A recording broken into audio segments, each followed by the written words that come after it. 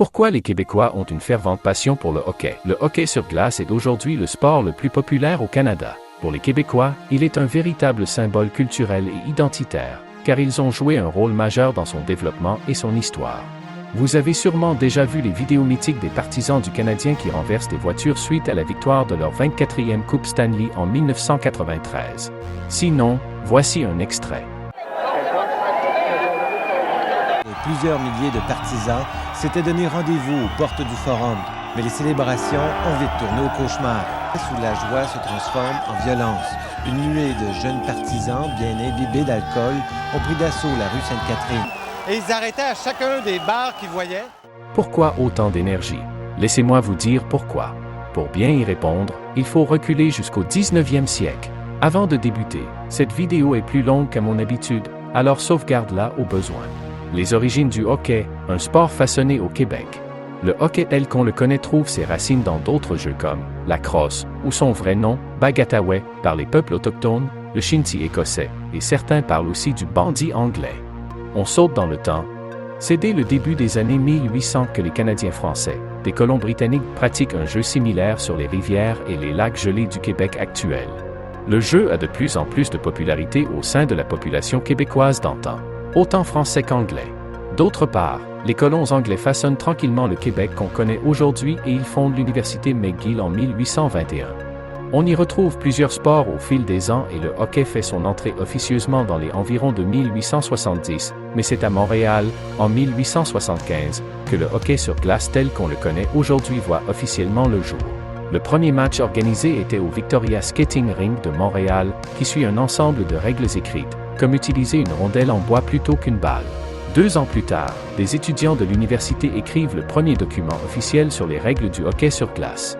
Mais étant une université uniquement anglophone, cela empêche les locuteurs francophones, majoritaires sur le territoire, de jouer au hockey universitaire, mais surtout d'avoir une éducation supérieure reconnue. Ça ne sera qu'en 1852, avec la fondation de l'Université Laval. Le sport continue de gagner en popularité et plusieurs équipes voient le jour à travers la province de Québec et même dans les autres provinces.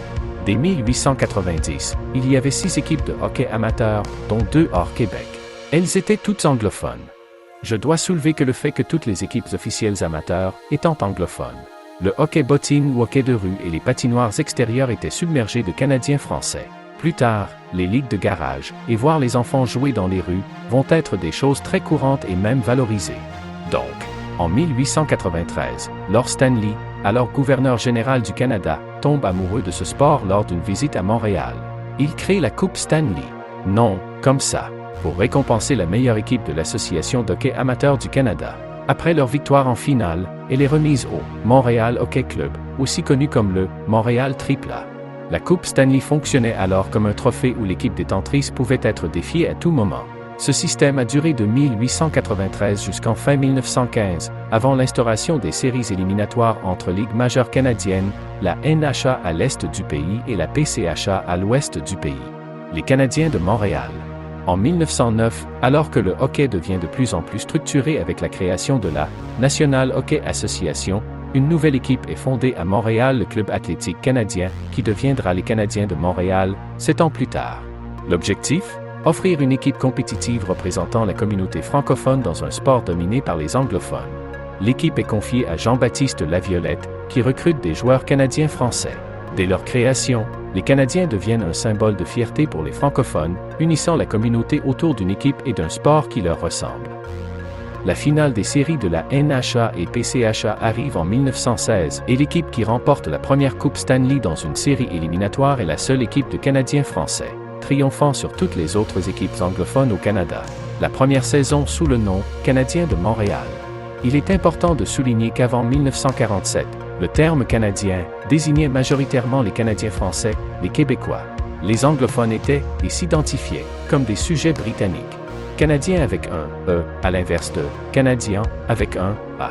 De NHA à LNH.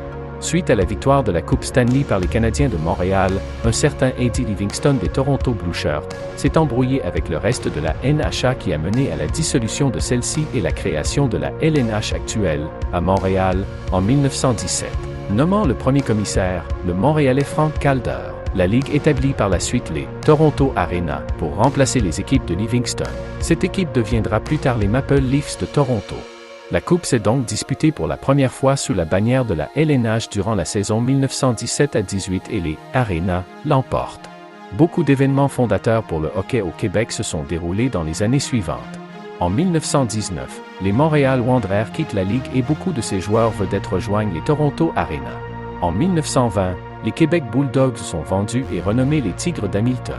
En 1924, la LNH, encore exclusivement au Canada, s'ouvre aux équipes des États-Unis, provenant de Boston, New York, Pittsburgh, Chicago et Détroit. Puis, en 1938, le club des Montréal Maroons souffre financièrement et est dissous la même année. Les Canadiens de Montréal deviennent donc la seule équipe de hockey professionnelle au Québec. La petite équipe de Canadiens français était maintenant le joueur majeur.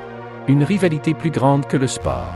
Derrière les exploits des Canadiens de Montréal se cache une rivalité bien plus profonde. Depuis la conquête britannique de 1763, les francophones du Québec doivent survivre dans une société dominée par les anglophones, que ce soit sur le plan économique, politique ou culturel. Cette rivalité se reflète sur la glace et elle a atteint son apogée au fil des décennies, notamment dans les années 1950 et 1960, où des joueurs comme Maurice Rocket Richard deviennent de véritables icônes pour les Québécois. En 1955, la suspension controversée du Rocket par la LNH, dirigée par un commissaire anglophone, déclenche l'émeute du Forum de Montréal, un événement marquant dans l'histoire du Québec moderne.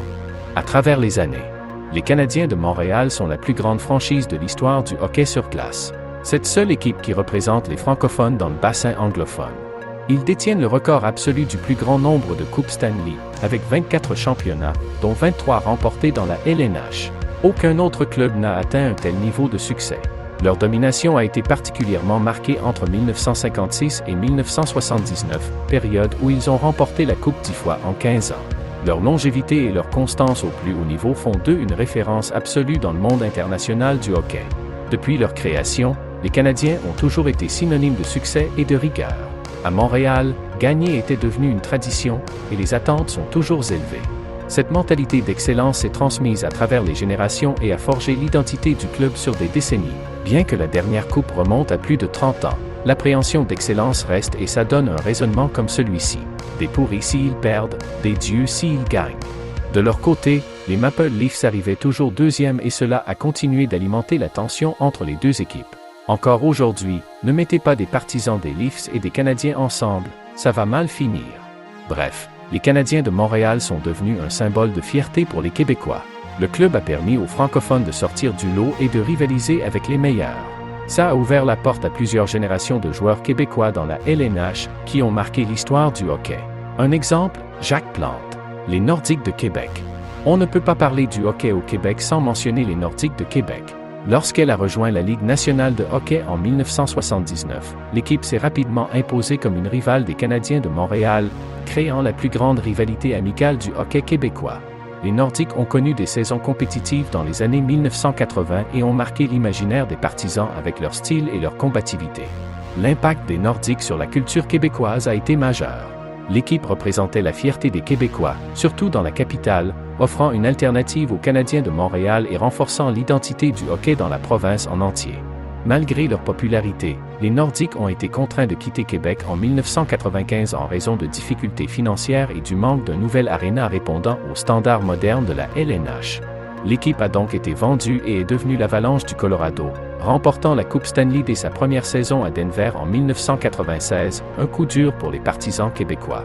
Depuis, un mouvement pour le retour des Nordiques persiste, surtout avec la construction du centre Vidéotron en 2015, mais la LNH n'a toujours pas accordé de nouvelles franchises à Québec. Aujourd'hui, bien que le club des Canadiens n'est plus entièrement constitué de Canadiens français comme il l'a été à l'époque, ça ne devrait pas exclure le fait que les joueurs qui signent plus de 3 ans devraient apprendre le français. Les joueurs qui s'y joignent ne tentent pas vraiment de l'apprendre. Le meilleur exemple, c'est Nick Suzuki qui, après 5 ans, baragouine 3-4 mots ici et là. Présentement, oui merci beaucoup, et ils peuvent avoir leur burger chez McDonald's.